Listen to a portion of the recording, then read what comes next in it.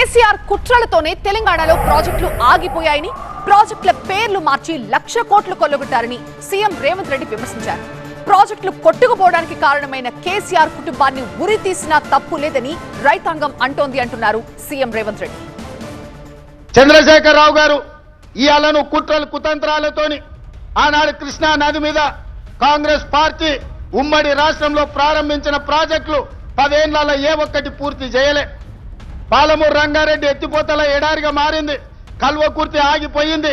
భీమా, Nettempadu, Koil Sagar, SLBC, Sitarama, అదే విధంగా దేవాదుల, సమ్మక్క సారలమ్మ, ప్రాణహిత చేవెళ్ళ ఏ ప్రాజెక్టులు చూసినా ఎక్కడి అక్కడనే పడ్డాయి.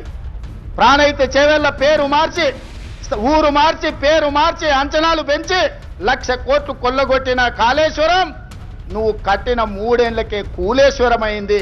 1,00,000 కోట్లు గంగలో కొట్టుకపోయినయ్యాలి. ఇవాళ గోదావరిలో కొట్టుకపోవడానికి కారణం నువ్వు కాదా? నీ అవినీతి కాదా?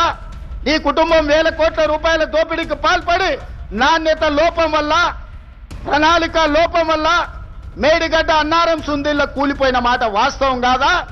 ఈ ప్రాజెక్టులు కూలిపోయినందుకు నిన్ను ఆ చిన్న కాళేశ్వరంలోనే ఉరి తీసినా తప్పు లేదని అక్కడి రైతాంగం అంటున్న మాట నిజం కాదా? ఇక అంతకు ముందు హరీష్ రావు చేసిన సవాలంటూ ఇప్పుడు చూద్దాం. నేను బహిరంగ చర్చకు సిద్ధం. రేవంత్ రెడ్డి వస్తాడా, ఉత్తమ్ కుమార్ రెడ్డి వస్తాడా, ఎవరు వస్తారో కాంగ్రెస్ పార్టీ నుంచి రమ్మండి. TV9లోనే బహిరంగ చర్చకు సిద్ధం.